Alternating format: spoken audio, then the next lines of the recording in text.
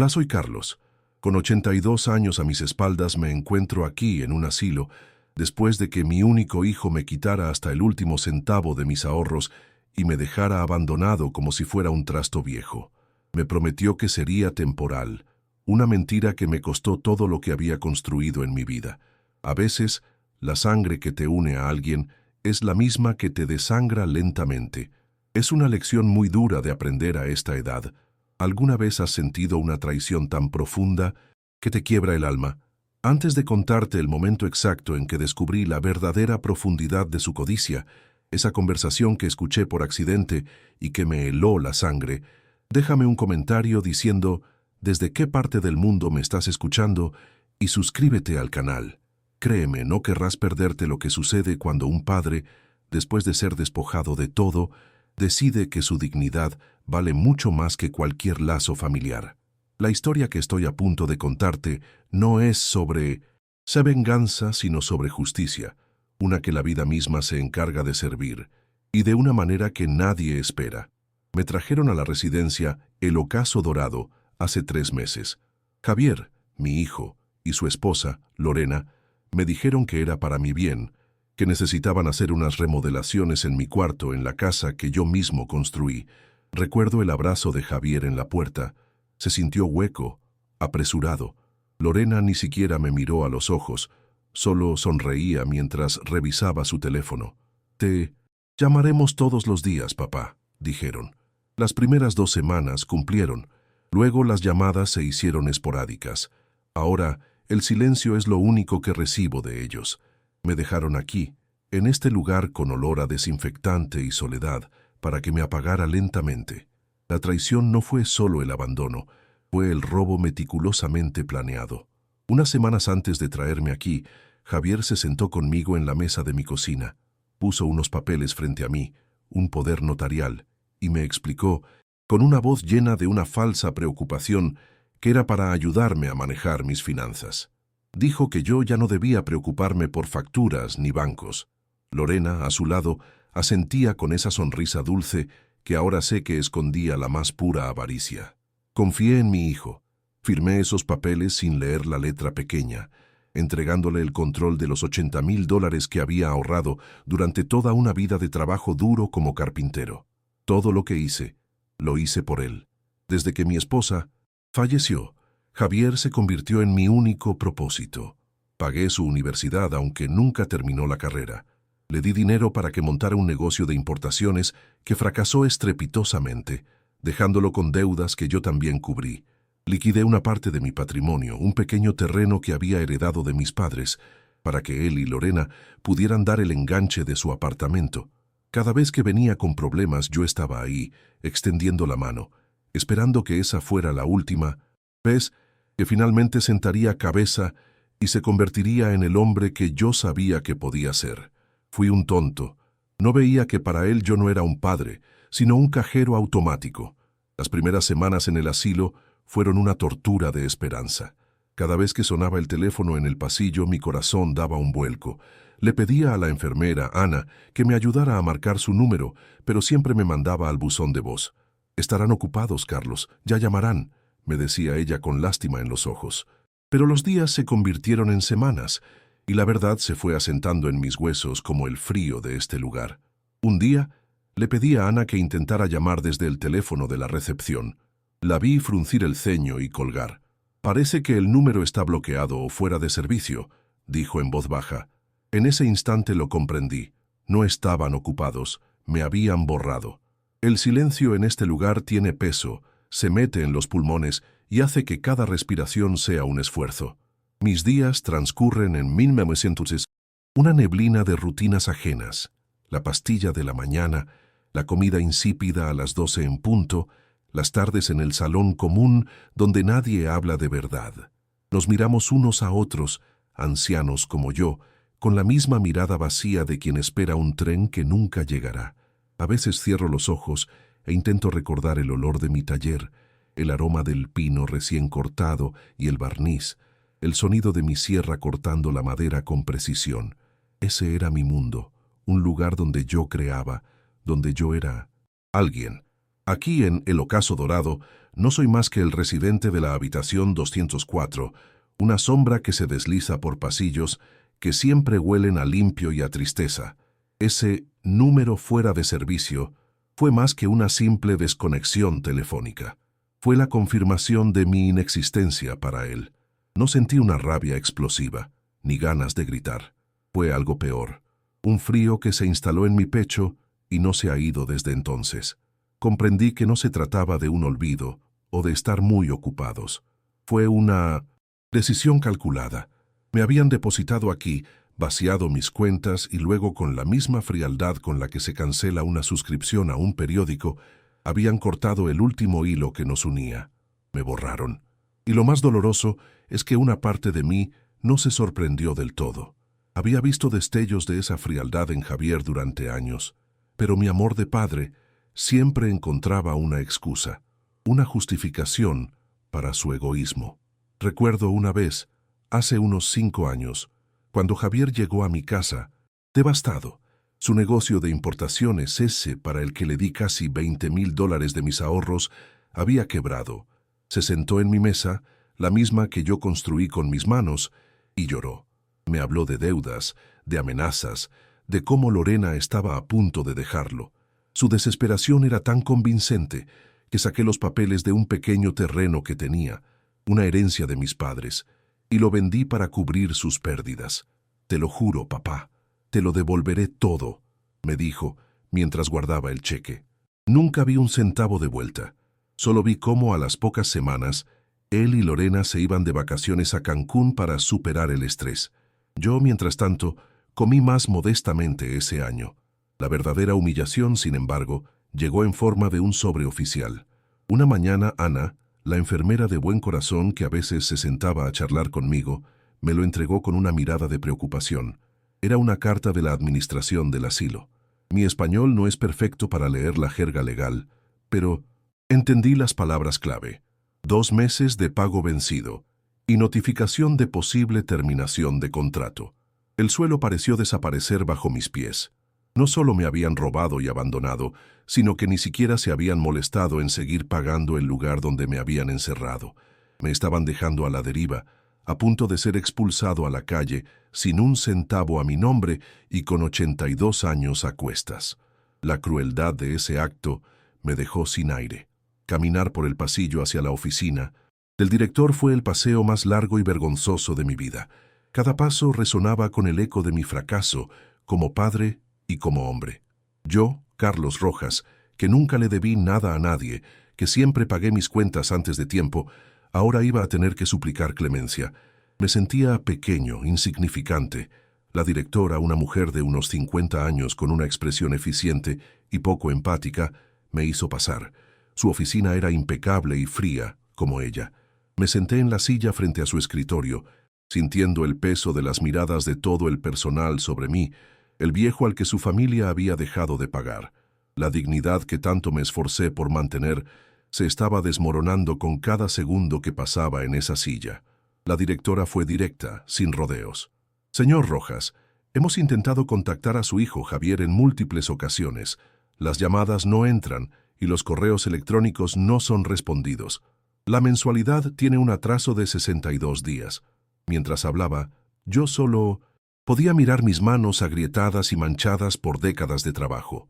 Manos que habían construido muebles, una casa, una vida. Ahora no servían ni para pagar mi propia estancia en este purgatorio. Por un instante fugaz, pensé en mis herramientas, mi tesoro, mi juego de gubias alemanas y mis serruchos japoneses. Podría venderlos. Pero un escalofrío me recorrió la espalda al darme cuenta de la verdad.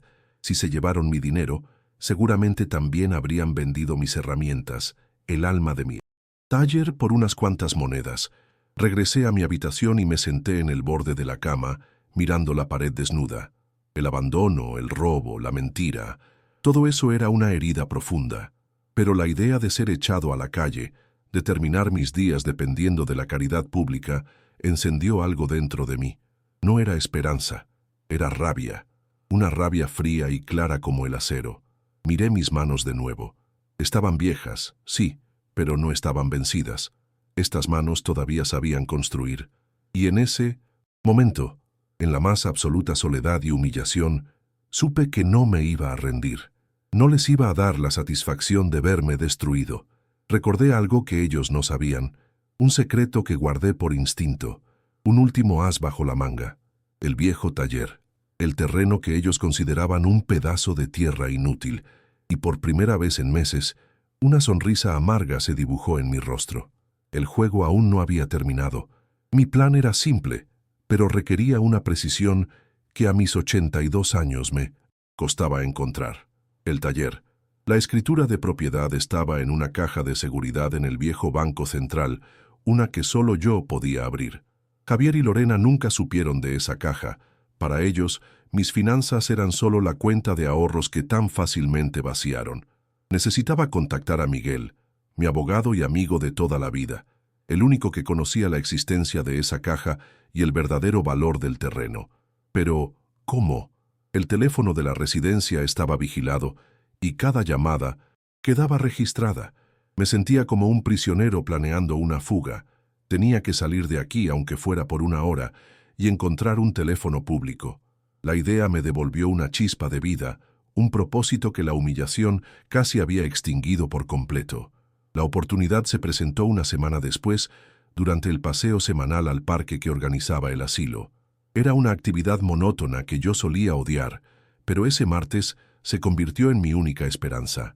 Le dije a Ana, la enfermera, que necesitaba ir a la farmacia de la esquina para comprar una pomada especial para la artritis, una que no tenían en el dispensario. Ella me miró con duda, pero mi expresión de dolor fingido debió ser convincente. «No tarde, Carlos, lo espero aquí en la banca», me dijo. Asentí y caminé con mi paso lento y deliberado, no hacia la farmacia, sino hacia una pequeña tienda de abarrotes al otro lado de la calle que recordaba tener un teléfono público. Cada paso era una victoria. Mis manos temblaban al sacar de mi cartera una moneda y el número de Miguel, anotado en un papelito arrugado. La voz de Miguel sonó exactamente igual que siempre, seria y confiable. «Miguel, soy Carlos Rojas», dije en voz baja mirando a mi alrededor. «Necesito verte. Es urgente. Se trata del taller». Hubo un silencio en la línea y pude imaginarlo en su despacho, frunciendo el ceño. «Carlos, ¿dónde estás? Creí que estabas con Javier». Su pregunta me dolió, pero no había tiempo para explicaciones. «Es una larga historia. Escucha, ven al parque que está frente a la residencia El Ocaso Dorado el próximo martes a las 3 de la tarde. Estaré en la banca cerca de la fuente. Ven solo y actúa como si fuera un encuentro casual». Miguel, un hombre que entendía de códigos y discreción, simplemente dijo: «Ahí estaré». Colgué el teléfono sintiendo un alivio inmenso. El primer movimiento en el tablero de ajedrez había sido mío. Mientras yo planeaba mi contraataque en silencio, la vida se encargaba de mover sus propias piezas. A kilómetros de distancia, en el apartamento que pagué con mis sacrificios, Lorena hojeaba el periódico del domingo. Generalmente se saltaba la sección de finanzas, pero un titular grande llamó su atención. «Mega proyecto inmobiliario revitalizará el viejo distrito industrial». Leyó por encima, aburrida, hasta que sus ojos se detuvieron en un párrafo. Mencionaba la demolición de varias estructuras antiguas para dar paso a un moderno centro comercial. Y entonces vio la frase que lo cambió todo. La pieza clave de la operación es la adquisición del histórico taller de la familia Rojas, valuado en una cifra millonaria por su ubicación estratégica. El periódico cayó de sus manos. Familia Rojas, taller, cifra millonaria. Las palabras resonaron en su cabeza como una alarma de incendio. «Javier», gritó con una voz que hizo que su esposo saliera corriendo de la habitación. «¿Qué pasa? ¿Te sientes mal?» Lorena no respondió. Simplemente le señaló el periódico en el suelo con el dedo tembloroso apuntando al artículo. Javier lo leyó, primero con confusión y luego con una palidez que delataba su pánico. «¿El taller? ¿Nuestro taller? Pero si eso es un montón de escombros, no puede ser». La voz de Lorena era un siseo venenoso. «Claro que puede ser, idiota, tu padre. Ese maldito viejo nos ha jugado una trampa. Todo este tiempo él sabía». Se quedó callado esperando. Mientras nosotros nos preocupábamos por pagar las tarjetas, Él estaba sentado sobre una mina de oro. La codicia en sus ojos se transformó en una furia helada. No era rabia por haber sido engañados, era rabia por casi haber perdido el premio mayor. El pánico inicial dio paso a una estrategia fría y calculada. Tenemos que ir a verlo. Hay que sacarlo de ahí antes de que firme algo, dijo Javier buscando las llaves del coche. Pero Lorena, siempre un paso por delante en la malicia, lo detuvo. No seas impulsivo. Si llegamos como buitres, lo arruinaremos todo. Tenemos que ser listos. Su rostro se transformó, adoptando una máscara de tristeza. Vamos a ir, sí, pero vamos a ir a pedirle perdón. Le diremos que cometimos un error terrible, que lo extrañamos más que a nada en el mundo.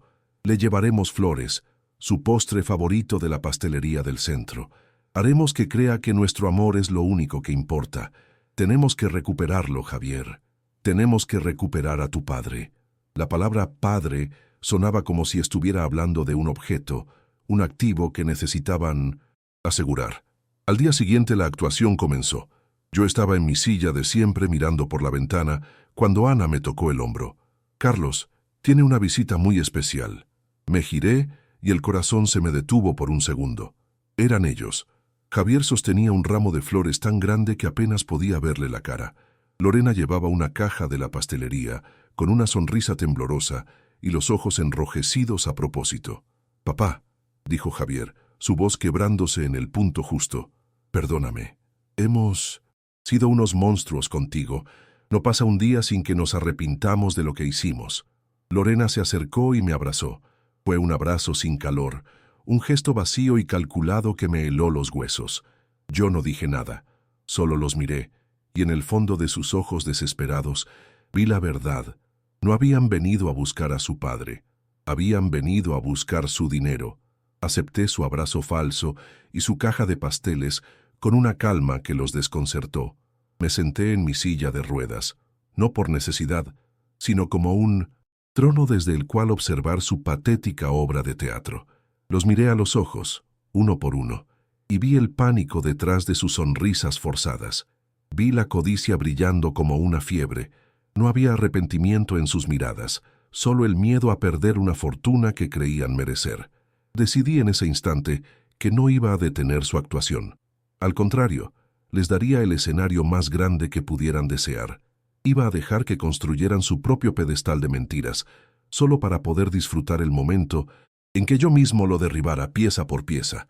Dejé que me llevaran al salón común, jugando mi papel de viejo frágil y confundido.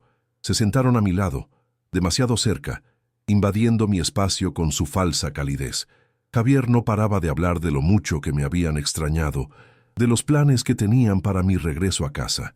«Remodelaremos tu cuarto, papá. Pondremos una televisión más grande, una cama ortopédica, lo que tú quieras», decía, mientras Lorena asentía, acariciando mi mano con sus dedos fríos.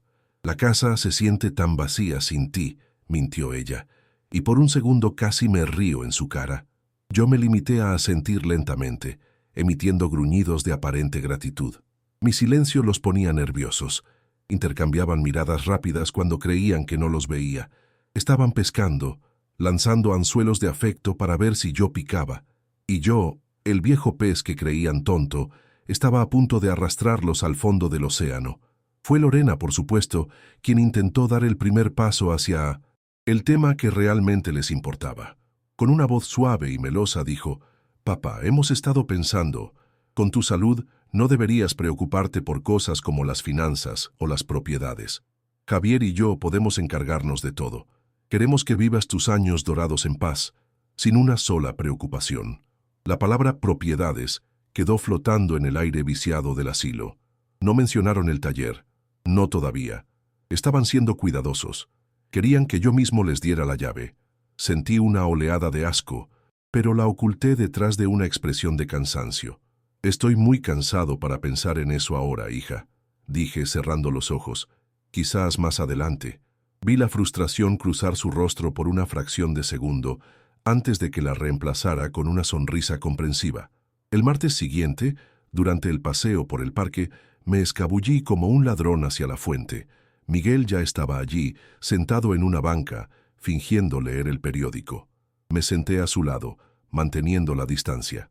«Me encontraron», le dije sin preámbulos, mi voz apenas un susurro. «Saben lo del taller». Miguel dobló el periódico lentamente, su rostro endureciéndose. Le conté todo: la visita, las flores, las promesas vacías, la mención de las propiedades. Él escuchó sin interrumpir, sus ojos de abogado analizando cada detalle. «Son más predecibles que la marea, Carlos», dijo finalmente con una sonrisa sombría. «No te preocupes, vamos a estar listos para ellos. A partir de ahora, tú solo sigue su juego. Acepta todo lo que te ofrezcan. Hazles creer que te tienen de vuelta en su bolsillo. Mientras tanto, nosotros prepararemos la verdadera sorpresa». En su despacho, unos días después, Miguel me explicó el plan con una claridad que me devolvió el alma al cuerpo. «El consorcio está listo para firmar, Carlos. La oferta es firme, $2 millones. Lo que haremos es esto: constituiremos un fideicomiso. El dinero de la venta irá directamente allí y será administrado por el banco, no por ti, ni por nadie de tu familia. Tú serás el único beneficiario en vida. Luego redactaremos un nuevo testamento, uno que revoque cualquier documento anterior». Me mostró los papeles, y por primera vez en meses sentí que el control de mi vida regresaba a mis manos. No se trataba de venganza, se trataba de justicia. Se trataba de asegurar que el fruto de mi trabajo y el de mis padres no terminara financiando las vacaciones y los lujos de quienes me habían tratado como basura. La llamada llegó el viernes. Por la noche. Era Javier. Su voz sonaba eufórica, como si ya estuviera celebrando. «Papá, qué bueno escucharte. Oye, para celebrar que todo está bien entre nosotros, Lorena y yo queremos invitarte a cenar mañana, al mejor restaurante de la ciudad, La Cúpula. Te mereces un homenaje». La invitación era el cebo final, la trampa que ellos creían estar tendiendo para mí. La cena donde, entre vinos caros y postres elegantes, intentarían hacerme firmar mi propia sentencia. Sentí un escalofrío, pero no de miedo, sino de anticipación. «Claro que sí, hijo», respondí con una voz que logré hacer sonar débil y agradecida. «Será un placer». Al colgar, miré los documentos que Miguel me había entregado esa misma tarde. El escenario estaba listo para el acto final. Esa noche no dormí, no por ansiedad, sino por una extraña sensación de serenidad. Repasé mi vida, los años de sacrificio, el amor ciego que le había profesado a mi hijo, la dolorosa traición. No sentía odio, solo una profunda y amarga decepción. Al amanecer me levanté y me puse mi mejor traje, el que guardaba para ocasiones especiales. Estaba viejo y un poco gastado, como yo, pero todavía tenía dignidad. Me miré en el pequeño espejo del baño. El hombre que me devolvía la mirada ya no era la víctima abandonada en la habitación 204. Era Carlos Rojas, el carpintero, el padre, el hombre que había construido su vida con sus propias manos y que ahora, con esas mismas manos, iba a poner el último clavo en el ataúd de la codicia de su familia. Metí los documentos en el bolsillo interior de mi saco. Estaba listo. Javier me recogió en un auto que nunca le había visto, uno de esos que huelen a cuero nuevo y a dinero que no es tuyo. El restaurante, La Cúpula, era un lugar ostentoso, con manteles blancos impecables y copas de cristal que brillaban tanto que dolía mirarlas. Me sentaron entre ellos como si fuera un trofeo recién ganado. Lorena no dejaba de arreglarme el cuello de la camisa, mientras Javier llenaba mi copa de vino una y otra vez, aunque yo apenas la tocaba.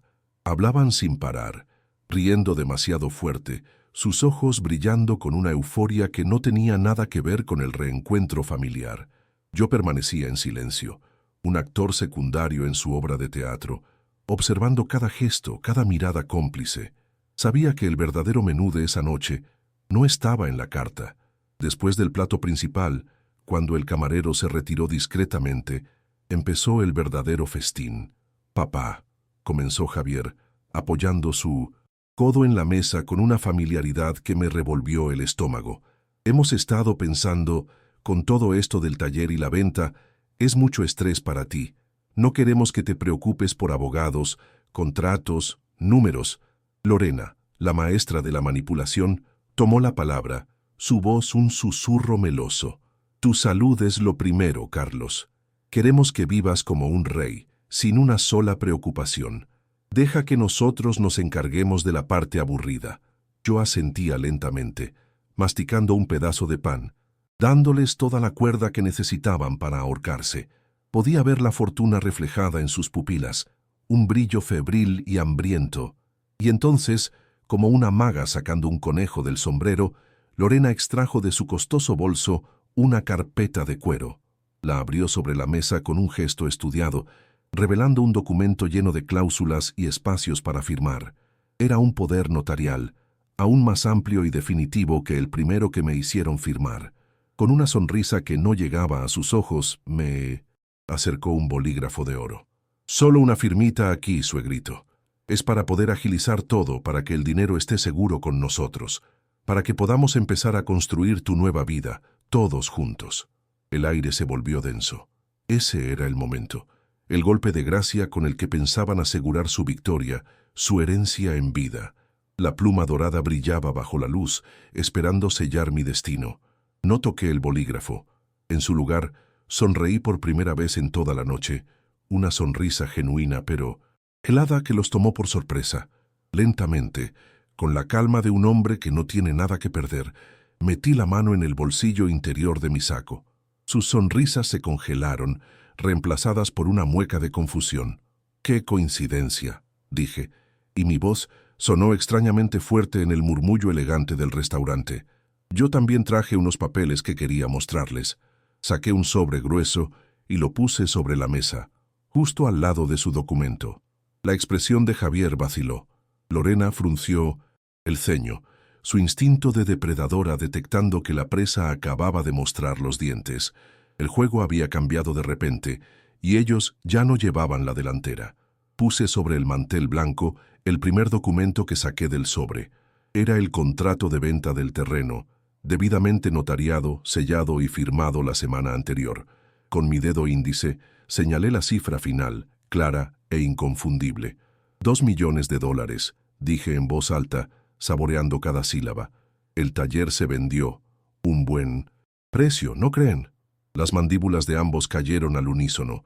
El color desapareció del rostro de Javier, dejándolo pálido como el mantel. Lorena me miraba fijamente, sus ojos oscurecidos por el shock y una creciente furia. Agradezco de verdad su repentina preocupación por este dinero. Continué con una calma mortal. Es una lástima que no tuvieran la misma preocupación por los $80,000 de mis ahorros con los que pagaron sus deudas y sus vacaciones.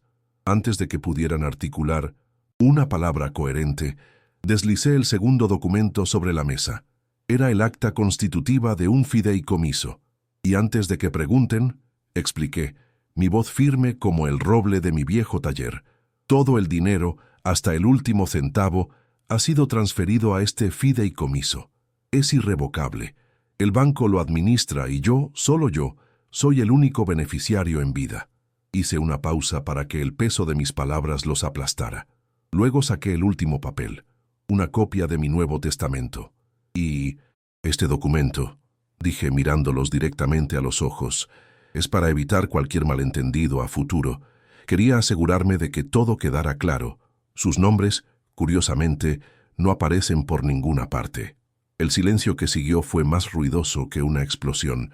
La máscara de Lorena se hizo añicos. Su rostro se contrajo en una mueca de odio puro. «Eres un viejo cruel y miserable», siseó, su voz temblando de rabia, sin importarle que la pareja de la mesa de al lado se girara para mirar. «Después de todo lo que hemos hecho por ti». Javier, por su parte, solo podía balbucear, pálido y derrotado. «Pero, papá, ¿cómo pudiste? Somos tu familia». Yo los miré, a él y a su esposa, y por primera vez no sentí dolor ni rabia, solo una inmensa y liberadora lástima. Me levanté lentamente de la silla, saqué de mi cartera el dinero exacto para pagar mi cena y lo dejé sobre la mesa. «Disfruten el postre», dije con tranquilidad, y sin mirar atrás salí del restaurante, dejándolos solos con su codicia expuesta bajo las luces caras. El aire de la noche nunca se había sentido tan fresco. La primera bocanada de aire al salir de ese restaurante fue como respirar por primera vez después de ahogarme. No regresé al asilo esa noche. Llamé a Miguel desde un taxi y me llevó a un hotel decente, limpio, sin el olor a desinfectante y desesperanza. Esa noche, en una cama con sábanas frescas y una ventana que podía abrir a mi antojo, no sentí triunfo ni ganas de celebrar.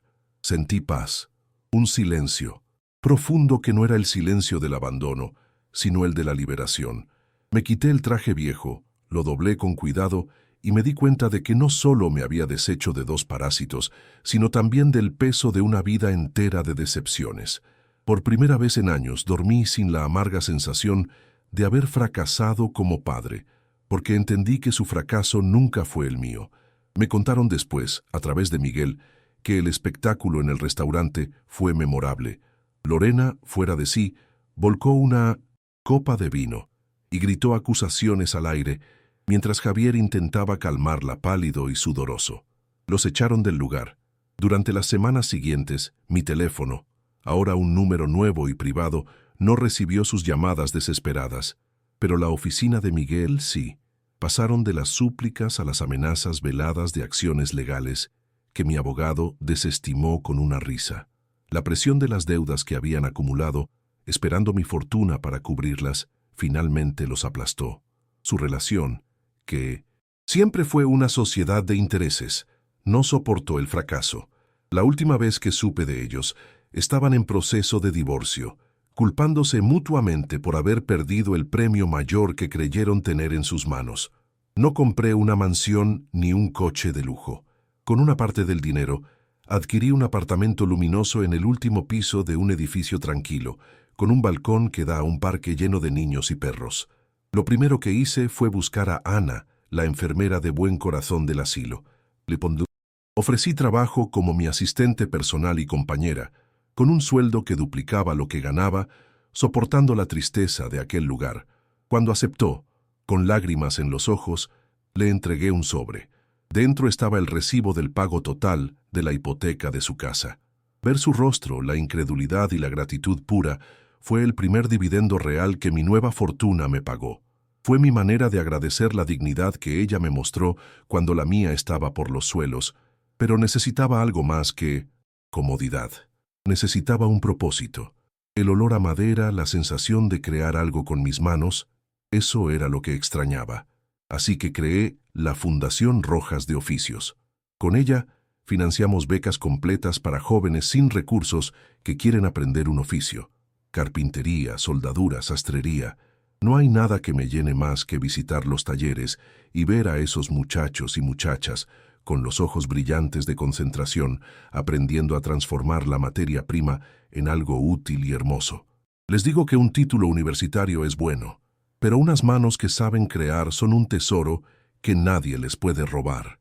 En sus manos trabajadoras veo la continuación de mi verdadero legado, uno que va más allá de un apellido en un testamento. Hace un par de meses, mientras tomaba un café en una panadería del barrio, vi a Javier. Estaba descargando cajas de un camión de reparto, con la espalda encorvada y la mirada perdida en el asfalto. Nuestros ojos se cruzaron por un instante. No hubo reconocimiento en los suyos, o quizás no quiso reconocer al hombre que ahora vestía con sencillez, pero con la espalda recta. No sentí alegría por su desgracia, solo una profunda y triste constatación.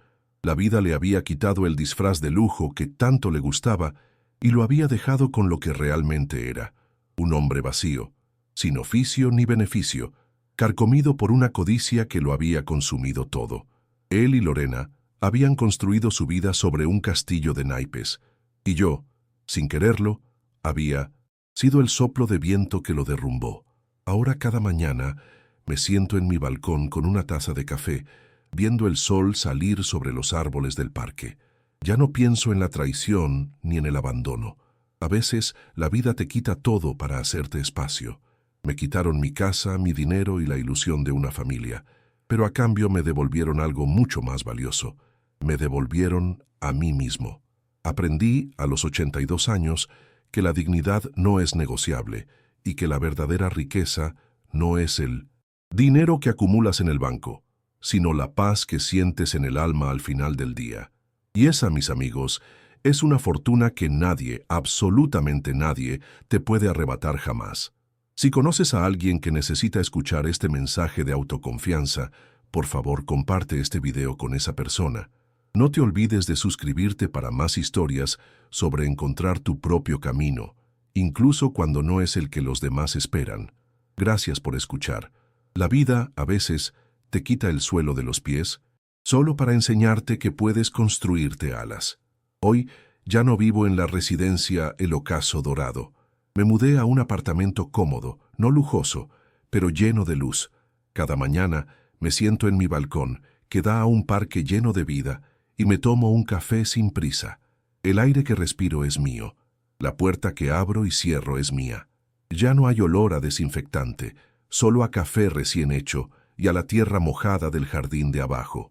Descubrí que la verdadera libertad no es tener mucho, sino no necesitar nada de aquellos que te han hecho daño. Esta paz, este silencio que no es de soledad sino de tranquilidad, es el mayor lujo que he conocido. Es una sensación que el dinero no puede comprar, pero que, irónicamente, el dinero me ayudó a encontrar. Mi primera decisión como hombre libre y con recursos no fue comprar algo para mí. Fue buscar a Ana, la enfermera que me trató con dignidad cuando yo no tenía nada. La encontré y le ofrecí un trabajo como mi asistente personal, pagándole el doble de lo que ganaba en ese lugar de tristezas. Pero eso no era suficiente. Con la ayuda de Miguel, investigué su situación y descubrí que luchaba por pagar la hipoteca de su pequeña casa. Un día, la invité a tomar un café y le entregué un sobre. Dentro no había dinero sino el recibo del banco que certificaba que su deuda estaba saldada. Las lágrimas que rodaron por sus mejillas ese día, esa mezcla de incredulidad y alivio, valieron más para mí que los $2 millones. Fue mi forma de decirle al universo que la bondad genuina siempre debe ser recompensada. Pero un hombre necesita un propósito, y yo no nací para estar quieto. El olor a madera seguía llamándome. Así que usé una parte importante de mi fortuna para crear algo que perdurará más que yo, la Fundación Rojas de Oficios. Financiamos becas para jóvenes de bajos recursos que quieren aprender un trabajo con las manos, carpintería, herrería, costura. Ver sus rostros concentrados, sus manos transformando la materia prima en algo útil y bello, me llena de un orgullo que pensé que nunca volvería a sentir. Les enseño que un título es importante, pero saber crear algo con tus propias manos es un poder que nadie te puede quitar. Este es mi verdadero legado, no un apellido en un testamento, sino la habilidad y la dignidad sembradas en una nueva generación de artesanos. Y mientras yo construía mi nueva vida, la